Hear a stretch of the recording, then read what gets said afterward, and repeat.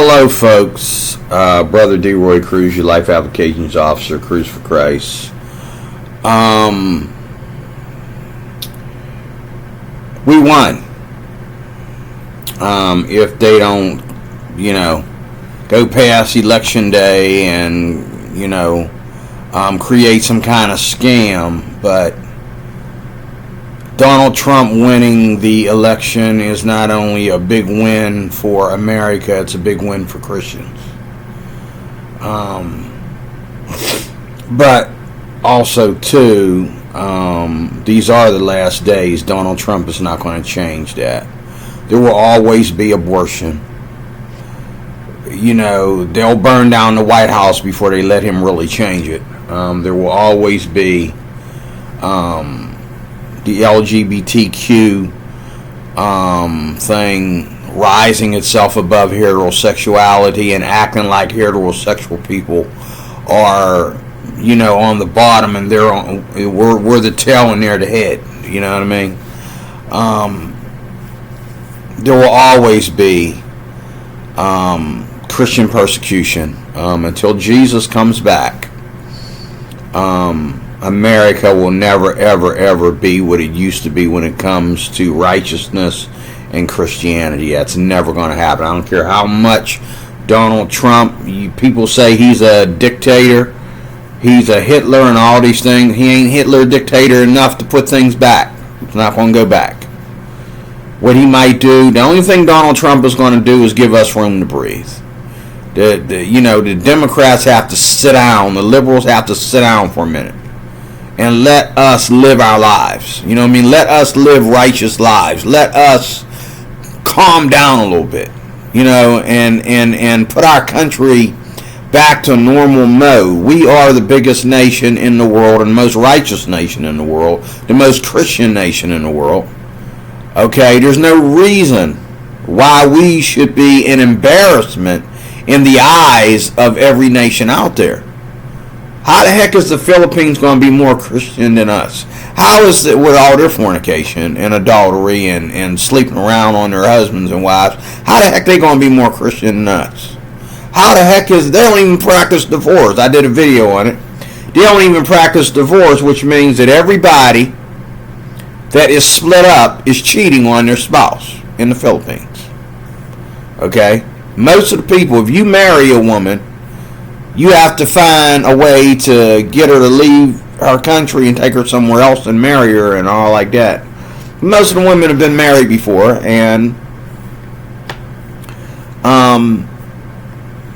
they don't practice divorce, so they just go into other relationships and they have secret marriages and all this kind of stuff. When they're already married, they're gonna go marry somebody else. And then not to mention that, fathers and mothers, they give their young girls away to foreigners. As long as, the foreigner, as long as the daughter is able to give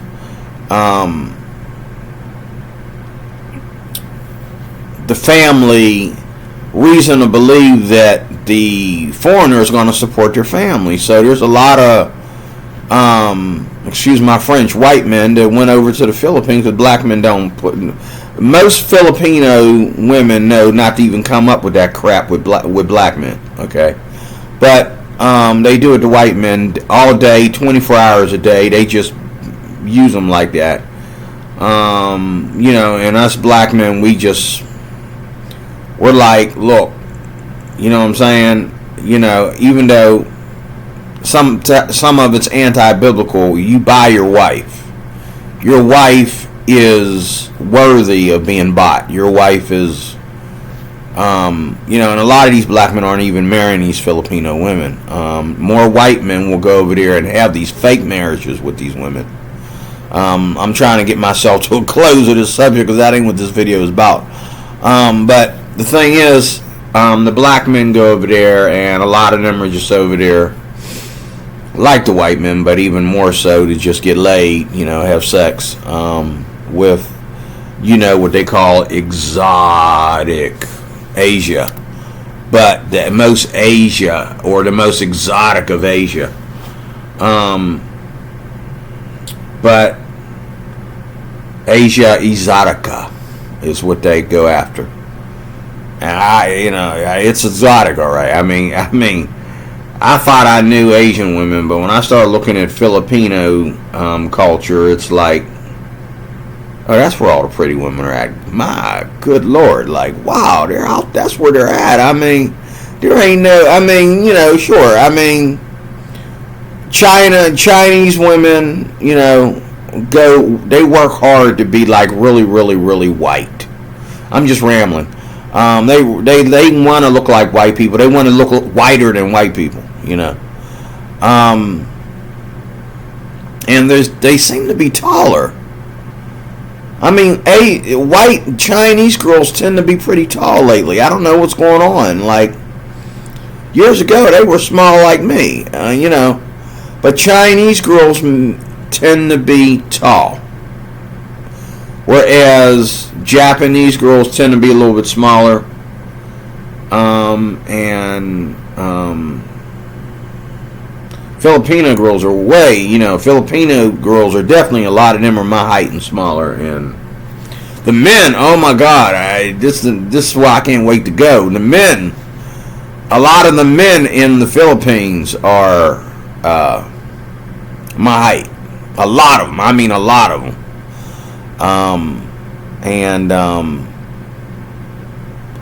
One of the things that these young Filipino women love to talk about and portray is that American men are much taller, namely white men, are much taller in stature than Filipino men, and they just are turned on by that height. So, I'm going to have to ask God when I get to heaven, why weren't you fair? Like, why did you make women to only have these strict preferences, knowing that all of us need love? All of us need love, and we all need to love somebody else. But the point is, the whole point of me mentioning that is that America is not the only place to live. There's other places to live than America. And I start telling people, if Kamala wins, I might leave the country. Of course, a lot of us said that when Biden got in office. If Biden wins, I'm leaving the country. And then there were people who said if Trump wins, they're leaving the country, But let's face it, though, when it comes to this topic right here, and this is not part of this video either, it's about Bible translation 2024, and I have an announcement to make. But people have said that, they'll leave the country if Donald Trump gets in office. Well, the thing is, when you go over to other countries, there's not a big battle there's not really, they don't put politics in Republican and Democrat like we do here. I think the United States might be the only one that does that. I don't know if Europe and the UK do that, but they don't really talk. Like when we like right now, they've already people from other countries, presidents, well, not presidents, but prime ministers and, their leaders and that have already congratulated Donald Trump. And people are all upset about that. They congratulated Donald Trump to win. And there was a lot of people from other countries that wanted Donald Trump to win. And there were people that wanted Donald Trump to lose, and they mocked Donald Trump when he was trying to get back in office, and now that he's in office, they want to turn around and say, well, congratulations. Even Joe Biden, I just read on my phone, I don't know how true it is, but he congratulated Donald Trump on his win. It doesn't say Kamala did. Nobody's saying Kamala congratulated Trump, but Biden came out of hiding and congratulated Trump on winning. And then he also invited Trump to a meeting. I'm thinking, don't shoot the man at the meeting. I hope this ain't a meeting to assassinate the president, okay? But anyway, I can't wait to see what Trump's going to do. A lot of y'all, and this ties right into what I'm going to say about Bible translation. You know, I've been doing a lot of these videos lately, and, you know, I'm starting to soften up a little bit, and I want to talk about that. I'm going to soften up a little bit on my take on these Bible translation, because it's really, really not completely the fault of critical text lovers and supporters that were in this pickle. But anyway, I just hope that Donald Trump does a good job, and I hope that he will impress you. If you're a Democrat, I hope that Donald Trump will win you over. I hope that after Donald Trump gets done with you during this next 4 years, I hope that you will turn around and be a Republican. Especially if you're a Christian, because we're really, really not supposed to be in the Democratic Party. And the Democratic Party, I just did this on Facebook, it's not a party, people. A Democratic Party is no longer a party. It's just a vehicle that's used to put us, not black folks, all of us, in slavery, so that an elite few, however that's pronounced, can be in charge and control us through socialism and communism. And I believe that 100% with all my heart. And the people that say that are so educated, and they are so following, you know, the history of all the presidents and that you can't really debate them. You really can't. There's no Democratic Party. It's a fantasy.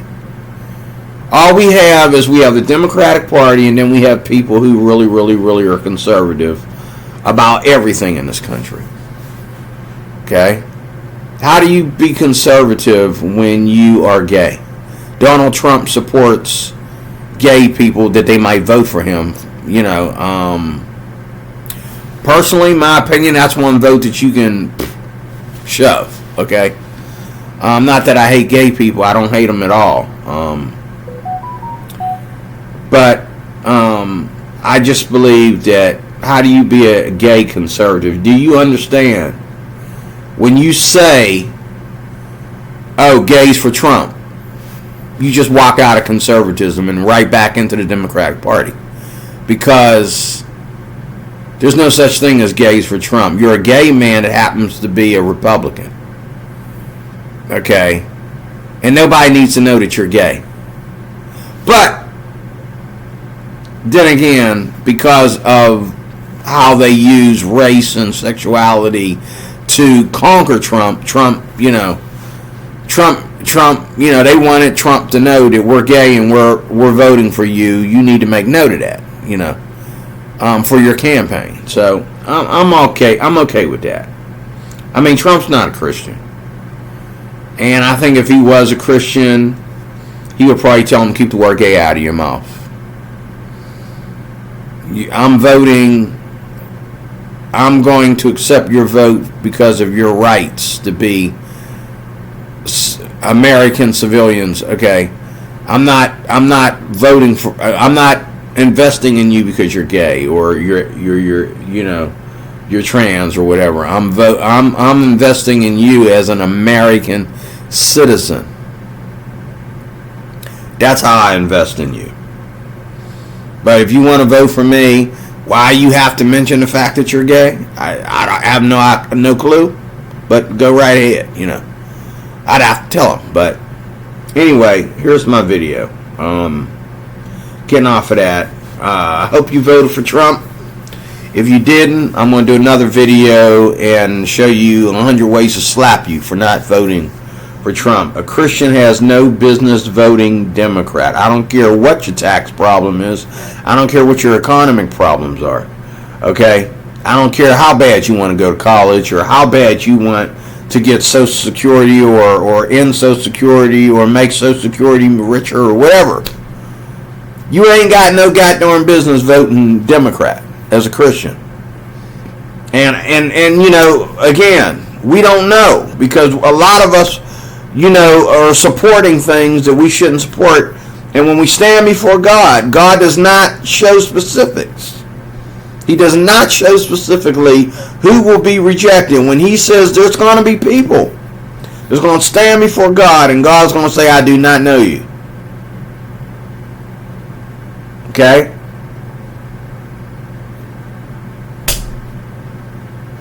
Who are those people? I don't think they're just going to be, you know, the Cliff O'Donnell or Kenneth Copeland kind of people, you know, Benny Hinn kind of people. I believe a lot of them people will get to heaven before a lot of civilians will. You know what I'm saying? Because God gave them a gift and they just ran with it. Okay? Especially Benny Hinn. God gave him a gift and he ran with it. What do you want the guy to do? You know, gift like that will make you maybe say some things you shouldn't say and make you, you know, but did God make these people rich, or did they get rich by manipulating people? And did God put rich people around these rich people? Or are these people rich because they manipulated, you know, these people? But you go to their church. If you go to a Benny Hinn crusade, and I've been to them, I've been to 3 of them. Go to a Benny Hinn crusade, you go to, you see where people park their cars and what kind of cars they drive. These people are not broke. These are not people that are being manipulated by prosperity preachers. These are people that are investing money in the so-called prosperity preachers. There's really no such thing as a prosperity preacher. There's a preacher who has background and education in prosperity. Okay? That's how that works. There's no such thing as a prosperity preacher. If Cliff O'Donnell is a prosperity preacher, I should never ever hear Cliff O'Donnell talk about anything but money. But, you know, you watch these videos where, you know, that ain't put there by Cliff. But if you go to Cliff's church, if you go to his site and watch him in church, what's he talking about? He ain't talking about money every day. He's talking about marriage and prayer and children, you know, parenting, and he talking about, you know, the old church versus the new church. He's talking about, you know, what's God's going to do, and he's talking about the election as well. He's talking about all this. And it's not all about, oh, I'm a prosperity preacher because that's all you listen to about me is me preaching prosperity. That doesn't make me a prosperity preacher. You know, I don't believe in prosperity preachers. I believe in people who either include prosperity preaching into their, you know, their biblical preachings, or there's just people who talk about money too much and that's all they care about. You might want to call them a prosperity preacher, but better yet, I call it somebody that got it wrong about prosperity. But anyway, you can see my eyes are, you know, dazing.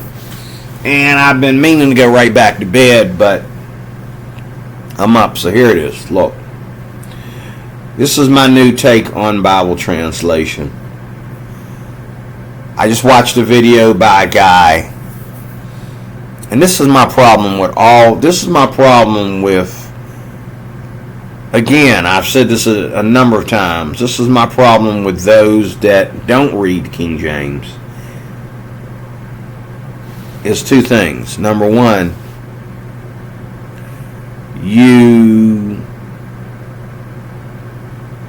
first of all, you go out of your way to express the fact that you don't read King James. Like the King James is not even a Bible. And I think that's very ignorant and rude. Like, you don't read the King James? Stop! You don't read the King James. You don't need to get on YouTube and blast the King James like that, like this preacher just did. He was doing good explaining why he loves the CSB. Then he was like, you know, King James, I'm not even going to get into. No, dude, why don't you get into it? Why don't you get into it? Because you just blasted the King James. I don't even read the King James. I read the new stuff that came out for the King James, like the KJVR, the footnote of King James. I have that over there. But I don't really even read the King James. I just understand from coming from the mouth of a civilian, a born-again Christian, that grew up on all these Bibles. Basically. Coming back from the 80s. And this guy's, younger than me. That the King James was here first. We went through years on nothing but the King James. All these Bibles we got out now will never ever be around that long without a dozen updates. Get out my face with this King James stuff. Get out of here. That's rude. That's really rude. He didn't have to do that. His church is not saying, well, hey, Pastor, should we be reading the King James? He just felt he needed to do that. And that bothers me. I'm offended. I don't know why I'm offended. I don't read the King James. But I just know that that's like offending my friend's grandfather. There was a good friend of mine. Taught me a lot of things. Okay? And sometimes I don't know what the heck he's talking about. But he taught me a lot of things. Okay? And that's my friend's grandfather. Okay? Mom,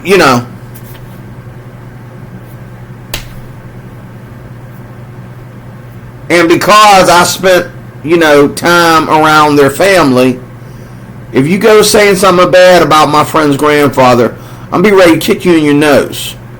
Okay? Because, first of all, he's his grandfather. He's not his father. He's not my father.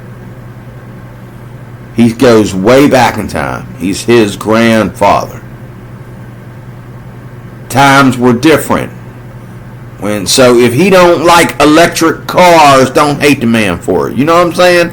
If he don't like, electric tools or if he got a problem with Elon Musk, okay, don't hate the man. He's coming from a different time. Jeez. I'd be ready to get together with his son and jump you. You ain't got to talk about the man like that. Okay? You are here because of people like him.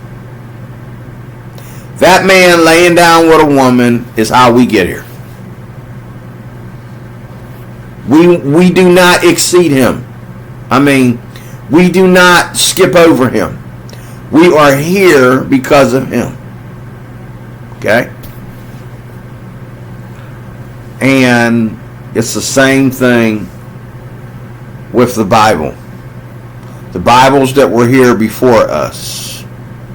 Just like I just ordered in the mail. Here's my announcement. The new MEV is out. The update is out. And I also have it here on my phone. I have it here on my phone. And I was looking to see what's in it. And I can tell you, I'm not really that impressed with the update. A lot of the things that I wanted them to change, it didn't happen. They still didn't fix 2 Samuel 21:19. But what the difference is, if it's, I think what they did do with the new one is they put more footnotes in it. So 2 Samuel 21:19 will have a footnote. Okay. So on my phone, there's a footnote thing there that you can click on when you get to 2 Samuel 21:19 that lets you know that in the Hebrew, it's not fixed. So therefore, they left it unfixed. Okay. And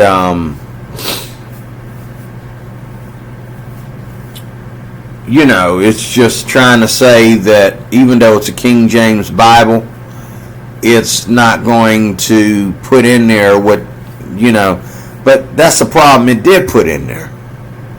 It puts things in there that aren't really Texas Receptus. They're King James, but they're not Texas Receptus. And again, the preface to the MEV is claiming that the King James is the base manuscript. Well, if the King James is the base manuscript, sir, then you have all the right and authority to fix 2 Samuel 21:19.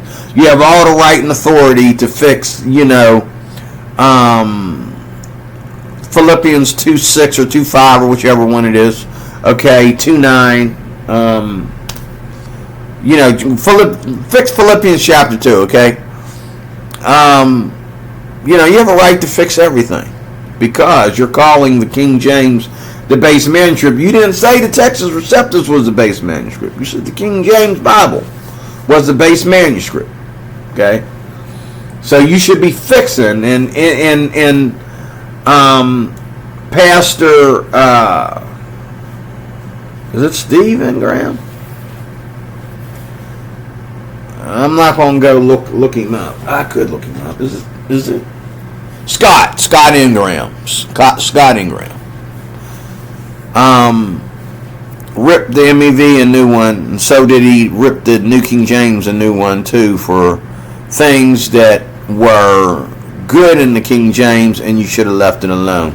But like this guy, this big brother, I'm gonna show you a picture of him because that was rude for him to he just had to go to, when you are talking about a translation and you feel that somewhere in the video that you have to bring up the King James and why you don't feel you have to read the King James like a daggone rebellious shout, you know what?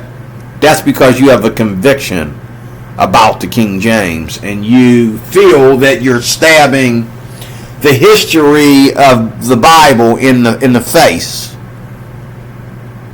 some kind of way. That's why you say stuff like that. If you don't read the King James, you don't have to talk about it. You don't have to talk about it. If you don't read the King James, you don't have to talk about it.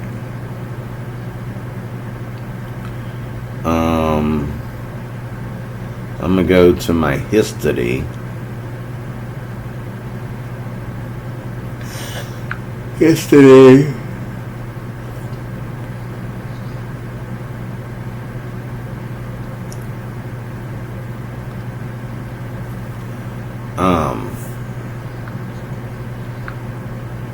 No.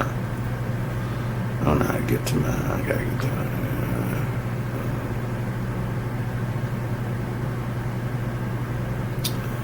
Here it is. Why are we? Oh, that's because that's playlist. Okay, here's history. This guy.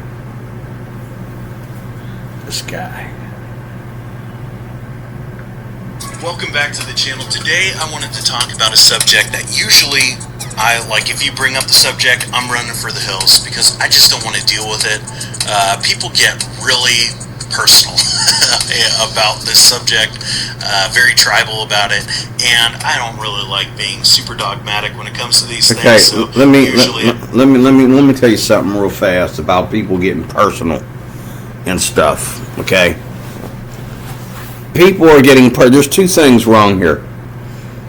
Number one, people that don't, and I pray that this is, I pray that the people that come to my channel are people that are not King James onlyists, because I'm not going to argue with you. That's between you and the Lord. And I pray that they're not critical text only people. They're people that are in the middle. They're civilians. They're people that are in the middle of this thing. And they're saying, well, we understand and respect the Textus Receptus, even though we read from the critical text because that's more easier for us in our modern day vernacular. That's fine. But don't come over here to my channel being a King James hater, because I'm going to hate you right back. Okay? And don't come over here to my channel, okay, being a critical text hater to the point where you're going to bring in stuff that ain't in the Bible. The Bible ain't putting no critical text people in the hell. Don't come to my channel with that rhetoric, okay? Don't. People like that will get blocked. Those two people will get blocked. I'm here to talk about what's wrong, whether we can do anything about it or not. I will talk about what's wrong, just like Scott Ingram is good friends with Mark Ward, which I feel like him now. I feel like, okay, but he's right. He's being more spiritual than I am. Mark Ward is my brother in Christ. Pain in my whole left side, but he's my brother in Christ. Okay. I can't walk on my left side, Mark Ward. Okay, the stuff that comes out of your mouth about the King James, you should be taxed. You should be charged in court for some of the stuff. Do you know that he said in that debate that he said that nobody should be giving a King James Bible to a child? No, I think he meant to say nobody should be giving a child a Bible like the Living Bible, or nobody should be giving a Bible like the New World Translation of the Greek Scriptures to a child, because that's false religion. But the Living Bible does cuss and say things in it like it says stuff like bastard and where's your God? Is he sitting on the toilet? That kind of stuff. Okay. And I ran with it when I was a kid. And they're like, D-Roy! And I said, well, that's what it says in the Living Bible. Look, it's right there, you know. D-Roy, what are you doing? What are you saying? You can't say that. It's in the Bible. Oh, the Living Bible. Okay, maybe that don't count as the Bible. I don't know. I'm sure I'd like to read that in the New Living Translation. I'd like to read that in the New Living Translation.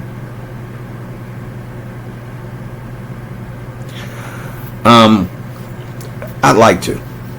I am going to read that. As soon as I close out this video, I'm going to look for that place in the story of Elijah and Jezebel. I'm going to look for that place and see how the New Living Translation reads different than the Living Bible.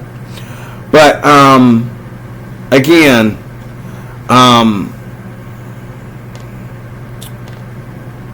if you are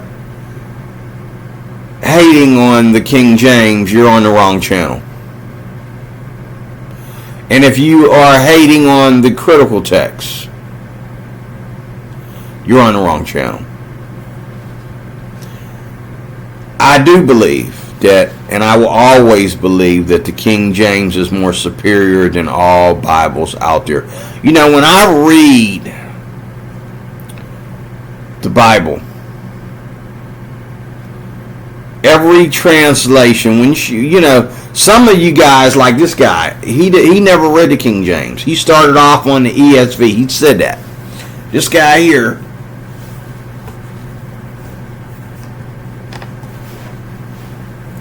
this guy started off on the his channel name is Underdog Theology. Okay, he's a pastor. I like him, but he made me mad. This is the first time I listened to the video in its entirety.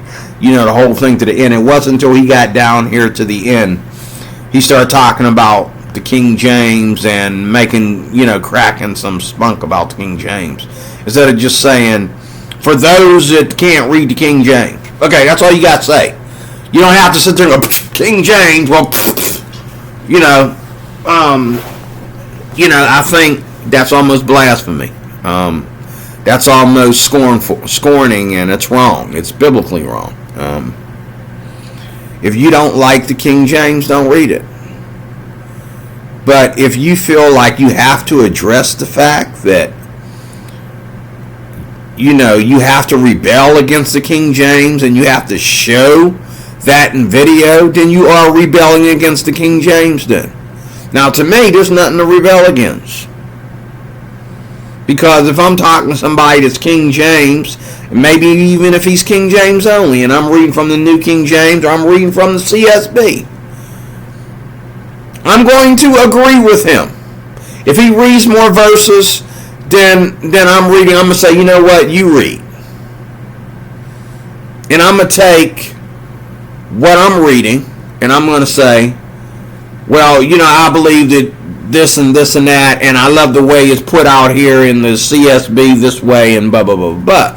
But I do believe that those verses belong there. If you think that makes me a heretic, you're on the wrong channel. I believe that, and it's been proven, that the Textus Receptus is the superior text because it comes from the manuscripts that are still to this day being rejected. Being rejected by who is the question. Who's rejecting these manuscripts? And I agree with Dan Wallace on that. Who's rejecting these manuscripts? The critical text is not the superior text. It's only superior in the fact that they made sure it was superior because they made it clear in a time when it better be clear. The King James, if it was written in this time, it would be clear. It wasn't written in this time. It was written in the 1600s. Come on, Willis. Come on. Come on. Okay? It's 400 years old. And y'all still sitting there. Anybody that can read the King James and preach it to me, you deserve a kiss. Anybody that can read the King James and preach from it and teach from it, and, sorry, Mark Ward, teach children from it, you deserve a hug and a kiss. You deserve an award. Because that is what we are and who we are. Okay? We are not like the Republicans and the Democrats going back and forth. If you say something crazy to Donald Trump's going to come back to you 3 times hotter than you came at him. He's going to make even the Republicans mad at him. Okay? We're not Republicans and Democrats as much as we are Christians. We are Christians first and then all that stuff later. Last. Okay? I like how I tied that in there. Pat myself on the back. But I'm glad the MEV. I'm gonna jump all over the place because that's the way my mind has. I have to jump all over the place because if I stay on one thing too long, I'll totally forget. Because I already forgot the beginning and the ending of this video, so I have to stay. And I know I should write stuff now. I've been told that by my enemies. Okay, the thing is, the minute I get a thought and I want to do a video, I don't have time to write stuff down. I have to hurry up and hit the play button. And I'm not making excuses.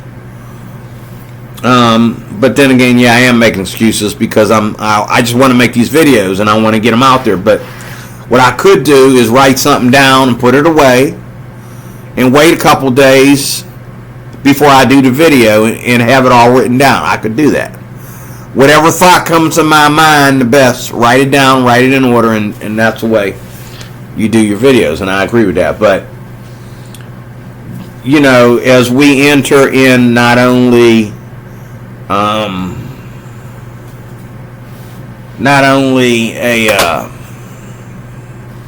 as we enter into not only a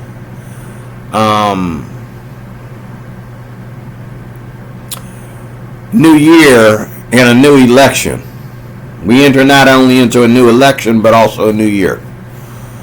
I'm going to soften up a little bit on beating up on the modern translations. I want to go after what the problem is in the background, what the real problem is. And I haven't, just like this guy talking about the King James, he ain't never read one. Okay, I need to study what really happened. What I told you I know, because I've heard it a dozen times by different people in various denominations, but there's a lot that I don't know. I just know that God's word is true. And this is my problem, getting back to this.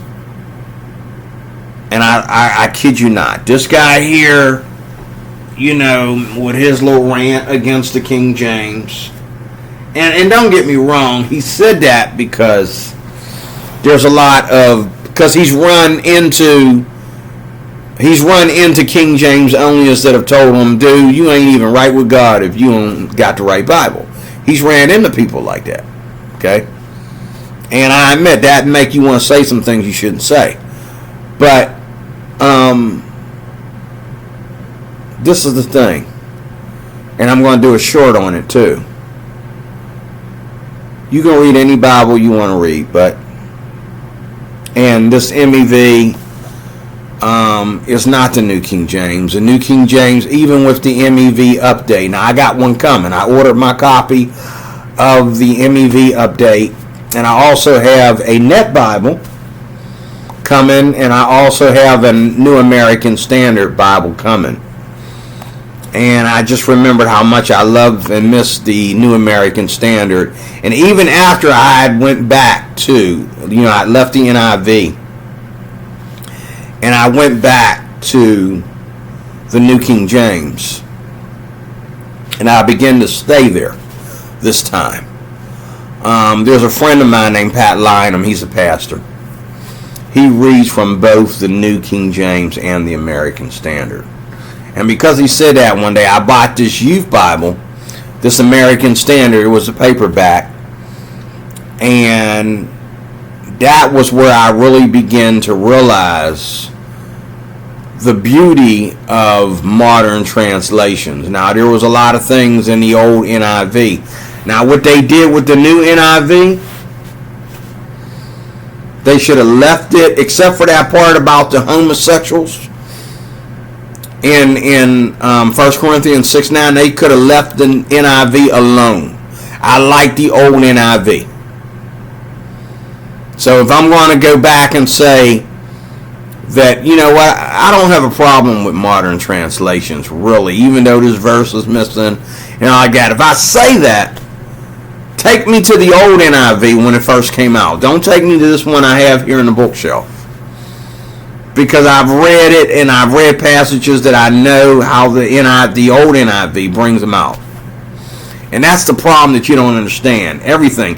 Even the New American Standard, they've diluted verses. Now, Tim Frisch showed me this, when he was comparing the American Standard to the New King James. He talked about how the American Standard went from being a literal thought for thought to just literal, basically. And so, you see a verse in the New King James has about 2 sentences there to explain what it's saying. The American Standard Version, New American Standard Version has one. The New American Standard Version 2020 has one sentence there to explain the verse, where the New King James might have 2 or 3. And when you look it up in the Hebrew or the Greek, you're finding out that actually, the New King James is even though it's not a thought for thought translation, it's giving you more thought there about what's going on, because that particular verse, if you look at it in the Greek, especially if you look at it in the Greek, it needs more interpretation than just the zip. Well, wait a minute. Okay, what are you saying, American Standard? What are you saying? Are you just putting verses there without understanding that people read the Bible to learn about God and His people? Okay, so that we're all on the right page in Christianity. Okay, but I think I'm coming to the close of what I'm trying to say here. But when I read modern translations, whether they be New American Standard, ESV, NIV, the CSB might be the only one that's really taken me to another place. But even that, there's verses in there that they couldn't tamper with them very much without being in error. So they left them pretty much the way they are in the literal translation. Which makes it kind of boring compared to all the things that they did try to smooth out the text. You should have smoothed out the text there, most definitely. And all these translations do that. And so when I read a modern translation, it looks like to me and it feels like to me that somebody read the King James and then just tried to smooth out the text. And that's it. It really is it. And left out the verses. But what you come to study and find out is that they also, along with taking those verses out, they also tamper with, in the process of modernizing what is being said and making it easier to understand, they really dilute the verse down to saying something different. There's a big difference between, like Scott Ingram was talking about, even with the New King James. Talking about the Lord delighteth in the way. Is it the Lord delighting in the way of man, or is man delighting in the Lord? Now, me, I've always grew up understanding that verse means that the man is delighting in the Lord. He delights in the Lord's way. Common sense. And I've read it in a dozen translations now, Scott. Even though the translation is different, we know that means delighteth himself in the Lord. Okay? He is delighting in the Lord, not the other way around. But he says that's hard to understand, especially when the King James doesn't make it. The King James doesn't make it more simpler. It makes it just as hard or harder to understand. But we know that if a translation says it right, it's going to say, "He delighteth," with a small e. He, the man, the person, delights in the Lord. Okay. But there's a fine line between saying, he's a little lower than the angels, or he's a little lower than God. And there's a verse about the MEV that Scott Ingram did a video on, and I realized he didn't do a video on the MEV. He just did a video, and then within that video, he mentioned the MEV, how it really said something really different than, that's more than just an error. That's a whole typo. And it's, and I'm hoping that when my new update shows up, that it fixed that part where Scott Ingram, and I also want to look that up in the, because a lot of times you're thinking that they made a boo-boo there, and actually, if you read the Greek, the modern translations, or even though they know it's not helping you to know that the Greek says it that way, that's what the Greek actually says.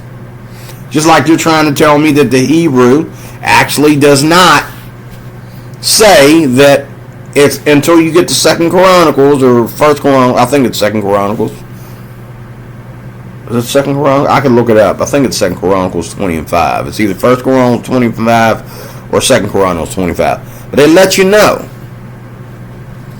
that it's actually the Hebrew, why they don't fix it. Now, I'm a New King James person. Fix it. Because you're confusing people by having two people kill the same Goliath. That's confusing. And even though we can read between the lines, sometimes we shouldn't have to.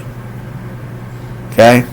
And that's where the King James gets scrutinized at, because it does the work for you in its time. It's doing the work for you, but at the same time, I agree with Mark Ward. What you think you know, you don't know. And even if you go to theology, all them false friends, and at first I hated Mark Ward for calling something a false friend. But the fact that my New King James agrees with Mark Ward, that a lot of those words that we call false friends are false friends. Because study is part of being diligent for the Lord and being diligent in doing the work of the Lord, not the other way around. You don't study then become diligent. You study as part of being diligent unto the Lord. And even though the MEV, I wonder if it says that in here. I think that's 1 Timothy 2:16, I believe. Let me see.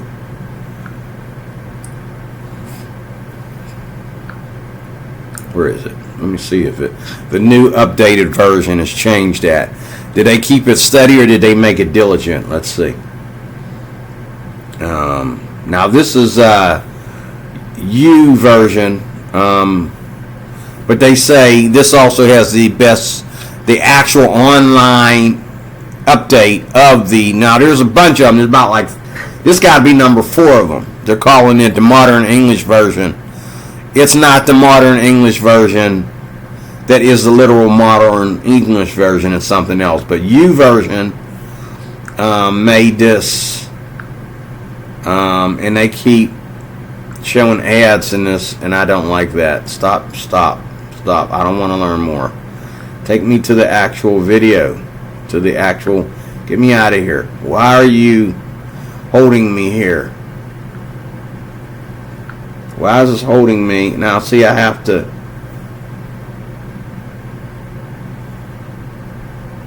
Okay.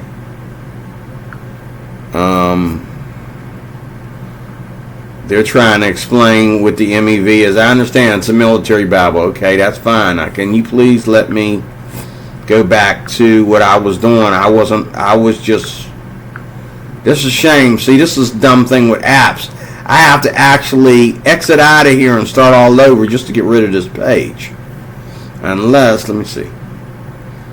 Oh, wait a minute, there's an exit here. And then there's... they won't let me out. They're trying to force me to buy something that I don't want to buy. I gotta log out here. I gotta kill the whole page. That make me want to cuss. That's a damn. See what I mean? That's a shame. Okay, I shouldn't have to do that. I should be able to just hit the back button and go back to where I was. I shouldn't have to, because they want to show an ad there. Okay, I gotta exit out. That's a bad. Okay, bad app. Okay, I have to destroy everything I was working on because you want to show an ad and get me to buy something or invest my money in something that I'm not interested in right now. So now I just destroyed everything I was reading. Now I got to go to the app all over again. That kind of stuff. Yes. I don't think I have to repent for getting so angry that I cussed at that. That just makes me mad. Okay, that's unfair. Okay, now I got to start all over again. Okay. I think it's 2 Timothy.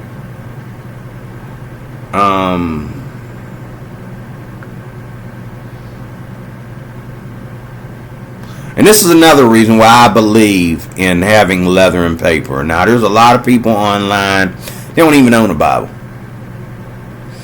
They think that the internet is the Word of God. And that they can really, really deceive you. Okay? Some things you have to have. You have to have natural resources to go along with the new resources. Okay, let me say that again. You have to have natural resources to go along with the new resources. Don't always rely everything on new resources, okay? Okay, let me see here. There is not 16 verses in this chapter. So it ain't, it's 2 Timothy. 2, let's see. Is it 16? Let me see here.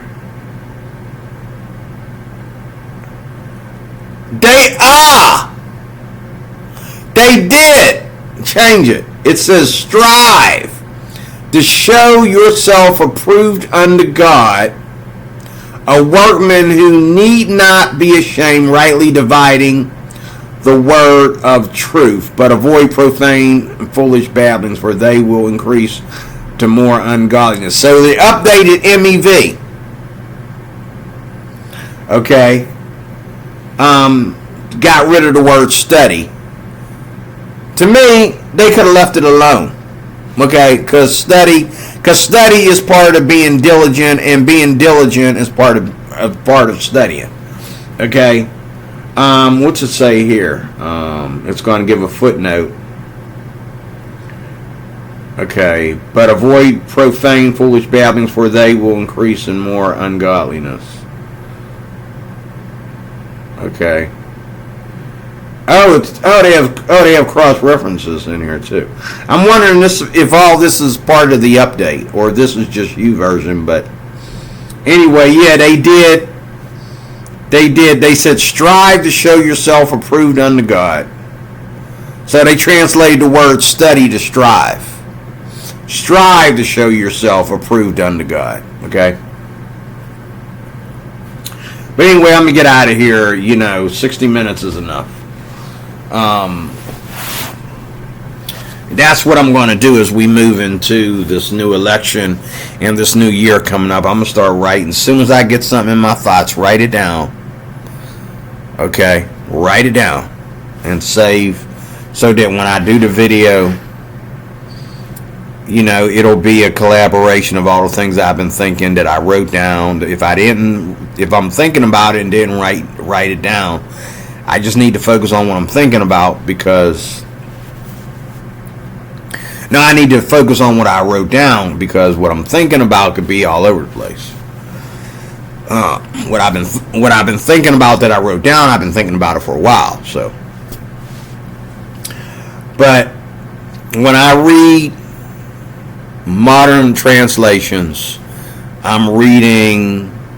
They say that we have newer and we have older manuscripts, whichever one it is, and the evidence that we have now is superior to ancient biblical theology, blah, blah, blah, blah, blah, blah. Okay? When I read the modern translations, all they're doing is not only are they taking away from what is already there, but they're also just giving you another rendering for what's already there. It's almost kind of like mom said something and the little boy or the little girl tried to interpret what mom said. And they said it in a child way. Mom said, there's a masked man at the door. And the little girl said, there's a man at the door, daddy's at the door with a silly mask on. Same thing. Okay? Mom said, there's a masked man at the door. He's going to kill us. And the little girl said, daddy is at the door wearing a really funny mask, and he's going to chase us around the house. Okay? Same thing. Okay? One's more technical and one's more thought for thought, right? Okay. So God bless you. Dear Cruise Your Life Applications Officer, thank you for watching. I'm going to write as the other things that I wanted to mention come to my mind, I'll write them down and I'll save them for the next video. I appreciate your time. Watch till the end. Leave a comment, like, share, and subscribe in Jesus' name. God bless you. Talk to you later.